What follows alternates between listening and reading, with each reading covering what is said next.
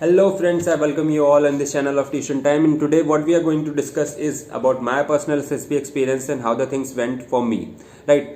So हम बात करेंगे कि किस तरह से चीज़ें मेरे साथ हुई और मेरा एसएसबी का एक्सपीरियंस किस तरीके से रहा और क्या क्या चीज़ें मैंने फील की और क्या है एसएसबी, जो चीज़ें मिथ्स हैं, जो बहुत सारी चीज़ें हैं वहाँ पे आपको वहाँ जाने के बाद ही पता चलता है और कुछ लोग इतनी बार जा चुके थे उनको तब भी नहीं पता चलता है। ठीक है तो ये सारी चीज़ें हैं। तो जो मुझे पता चला है, जो सारी चीज़ें मैंने फ़ील की हैं, वो मैं आप लोगों के साथ शेयर करना चाहता हूँ। अगर आपको ये सारी वीडियोस अच्छी लगती हैं तो सब्सक्राइब करें चैनल को, and rest is upon you, share करें जैसा आपका मन करे। ठीक है, अच्छा तो बात करते हैं कि जब आप फर्स्ट डे रिपोर्टिंग होता है आपका, ठीक है, आप मैं इलाहाबाद के लिए मेरी एसएसबी थी। I have been cleared for CDS 1 2019 and मेरी एसएसबी थी 3 नवंबर को। ठीक है, तो I have been there and as I live very near to Allahabad, so I just took a train and reach there. ठीक है, अच्छा यहाँ से स्टार्टिंग से मैं आपको बताऊंगा कि क्या क्या चीज़ें आपको याद रखनी है कि अगर आप बाय बस, बाय ट्रेन या कहीं से भी आ रहे हैं, बाय फ्लाइट आ रहे हैं, ठीक है, तो डिस्टेंस जो आपने ट्रैवल करी है उसको ध्यान रखना है कि कितने किलोमीटर की डिस्टेंस आपने ट्रैवल करी है। GTO will surely ask for this. ठीक है, आपका GTO, अगर आप स्क्रीन इन हो जाते हैं तो आपका GTO आपसे ज़रूर पूछेगा कि भैया कितने किलोमीटर चल के आए हो, मतलब ट्रेन से आए हो। ठीक है, तो ये पूछेगा और उसके बाद फिर वो पूछेगा कितना फेयर था। ठीक है, और आपने ये वाली ट्रेन की चूज़ करी। ठीक है, ये सारी चीज़ें, ट्रेन नंबर भी कभी कभी पूछ लेते हैं but that's not important, train का नाम याद होना चाहिए। ठीक है, अच्छा तो आप वहाँ पे जाते हो स्टेशन पे, MCO ऑफिस होता है इलाहाबाद में। ठीक है, प्लेटफॉर्म नंबर 1 पे सॉर्ट ऑफ, तो वहाँ पे आप वेट करते हो। 1:30-2 बजे वो बस आती है आपको लेने, बस में सारे लोग बैठ जाते हो। ठीक है, अच्छा पहली मिथ मैं यहाँ क्लियर कर दूँ कि ये सारी जो मिथ है कि आपको पहले दिन से ही बस स्टैंड, रेलवे स्टेशन से ही आपको देखने लगते हैं कि आप क्या कर रहे हो, ऐसा कुछ नहीं है। ठीक है, it's like series of events जो 5 दिन में होती है, वहाँ पे आपको कंसिडर किया जाता है जब आप एक बार स्क्रीन इन हो जाते हो। ठीक है, उसके पहले क्या हो रहा है, उसके बाद में क्या हो रहा है, आप बैग उठा रहे हो नहीं उठा रहे हो, आप दूसरे की मदद कर रहे हो नहीं कर रहे हो। ठीक है, ये सारी चीज़ें इतनी वर्दी नहीं है। ठीक है, पहली चीज़ मैं ये क्लियर कर दूँ कि इतना ज़्यादा स्ट्रेस लेने की ज़रूरत नहीं है कि आप सबसे मतलब सबकी हेल्प ही करो। ठीक है, मोस्ट प्रोबली क्या होता है, स्टूडेंट्स बस पे चढ़ जाते हैं और वो जो ट्रक होता है उस पर सामान ले सामान, है ना। तो ऐसा कुछ नहीं है। अगर आप नहीं भी चढ़ रहे हो तो फिर ये सारी मिथ्स मत अपने दिमाग में पालो। ठीक है, कि मतलब ये करने से ये हो जाएगा, वो करने से वो हो जाएगा, ऐसा कुछ नहीं है। ठीक है, जो होना है वो तो होना ही है। ठीक है, अच्छा तो आप वहाँ पे पहुँचते हो सेंटर पे, SSB सेंटर पे पहुँचते हो। ठीक है, बहुत सारे लोगों की आंखें वहीं पे चकाचौंध हो जाती हैं कि भैया पहली बार जो आए होते हैं फ्रेशर्स, उनके लिए बहुत ज़्यादा स्ट्रेसफुल सिचुएशन हो जाती है कि हाँ मतलब अब तो SSB शुरू होने वाला है, अब हर कोई मुझे देख रहा है, ऐसा कुछ नहीं है।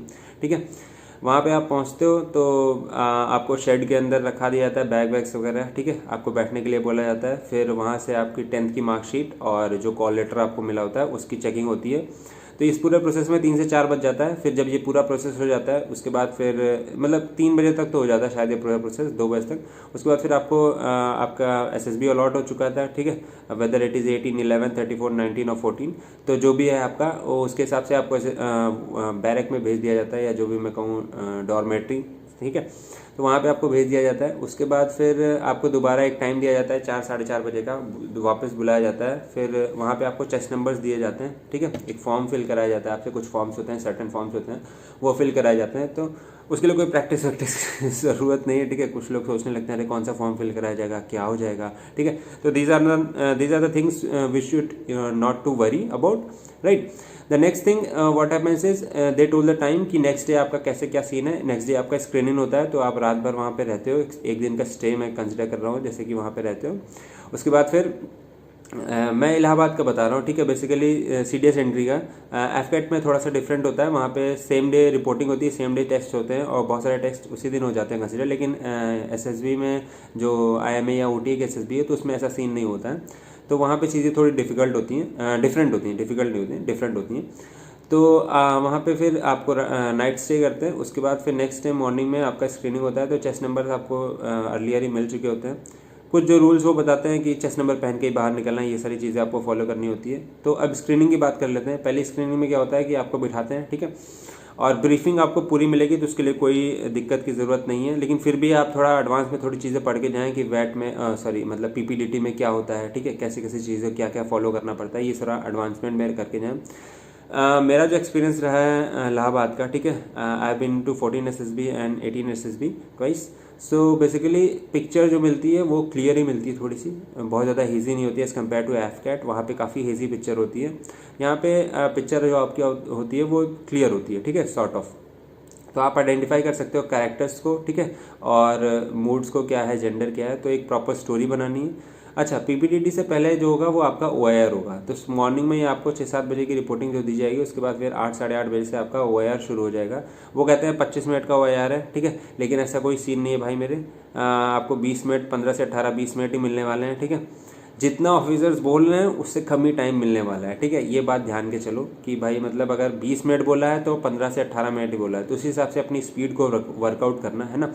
और उसी हिसाब से आप अपना काम शुरू करना है। जैसे कि क्या होता है कि अगर आपको ऑफिसर्स बता देते हैं कि मतलब 25 मिनट है, तो आप सोचते हो कि 25 मिनट में 50 क्वेश्चन मैं कर लूँगा, ठीक है, लेकिन कंसिडर करो सिर्फ 20 मिनट्स है, आपके पास वॉच नहीं अलाउ किया जाएगा, कोई ऐसा डिजिटल इंस्ट्रूमेंट नहीं अलाउ किया जाएगा, तो आपको टाइम की पता नहीं चलेगी, ठीक है।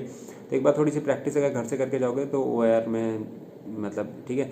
अच्छा, ओआईआर हो गया, पिक्चर परसेप्शन हो गया, डिस्कशन टेस्ट हो गया, नरेशन हो गया, ये जो 4 चीज़ें होती हैं, ठीक है, 25-25-25% होता है, 100% इन सब में से इन्हीं के बेसिस से आपका स्क्रीनिंग होगा। पहली चीज़ तो ये जान लो, है ना। तो 25% आपका ओआईआर हो गया, ठीक है। तो ओआईआर अच्छा देना ज़रूरी है क्योंकि ये थिंग्स आपके हाथ में है, ठीक है, जो आप अच्छे से कर सकते हो। क्योंकि स्टेज फियर वगैरह से बहुत सारे लोग सही से नरेट नहीं कर पाते हैं, जीडी में पार्टिसिपेट नहीं कर पाते हैं, पर अगर ओआईआर अच्छा हो तो कुछ थोड़ी बहुत हेल्प तो हो जाती है अगर आप तो कहीं बॉर्डर पे हो, ठीक है। अच्छा, दूसरा जो आपका पिक्चर परसेप्शन, आपने सबने अपने हिसाब से पिक्चर परसीव करनी है, स्टोरी लिखनी है, ठीक है, ये सारी चीज़ें करनी है। उसके बाद फिर ओआईआर दे देते हो, पिक्चर दे देते हो, परसीव कर लेते हो, स्टोरी लिख लेते हो। उसके बाद फिर ग्रुप डिस्कशन होता है। अच्छा, ग्रुप डिस्कशन का क्या सीन है कि जितने भी लोग आए होंगे, ठीक है, मतलब 50 आए हैं, 40 आए हैं, तो ऐसे ही ग्रुप 10-10 के ग्रुप में या 15-15 के ग्रुप में डिवाइड हो जाएगा। फ्रेशर्स अलग, ठीक है, रिपीटर्स अलग और स्क्रीन आउट्स अलग, ये 3 ग्रुप्स ऐसे होते हैं। अच्छा, तो फिर उसके बाद उसमें डिस्कशन होता है, तो you should participate in discussion, ठीक है। वैलिड पॉइंट्स रखो, 2-4 वैलिड पॉइंट्स के बाद आप अपना कर सकते हो सीन। उसके बाद फिर वैलिड पॉइंट्स ज़रूरी नहीं है कि आप कुछ भी बोल रहे हो, ठीक है, कुछ भी बोलना ज़रूरी नहीं है, इट्स लाइक सही चीज़ें बोलना ज़रूरी है। और अपनी इंग्लिश पे थोड़ा वर्कआउट करो, ठीक है, नरेशन अच्छा होना चाहिए। 1 मिनट का जो टाइम मिलता है बेसिकली आपका नरेशन अगर स्ट्रांग रहता है तो आप जीडी में अगर थोड़ा भी कम पार्टिसिपेट कर रहे हो then it will work out for you, ठीक है। लेकिन अगर रिपीटर्स हो तो थोड़ी और अच्छी तैयारी करके जाओ, ठीक है, इंग्लिश अच्छी करके जाओ और कॉन्फिडेंस के साथ बोलो। अगर कॉन्फिडेंस नहीं रहेगा तो फिर दिक्कत हो सकती है, ठीक है। अच्छा, तो अब आप स्क्रीनिंग हो गए, मैं कंसिडर कर रहा हूँ कि आप अब लोग सब लोग स्क्रीनिंग हो गए। तो नेक्स्ट डे क्या होता है, डे 1 हमारा साइकोलॉजी होता है, फिर साइकोलॉजिकल टेस्ट सारे हो जाते हैं, उसके बाद फिर जीटी हो जाता है, ठीक है। उसके बाद फिर और ढेर सारी चीज़ें हो जाती हैं। ढेर सारी चीज़ों में क्या हो जाती हैं, डॉक्यूमेंट्स चेकिंग होती है।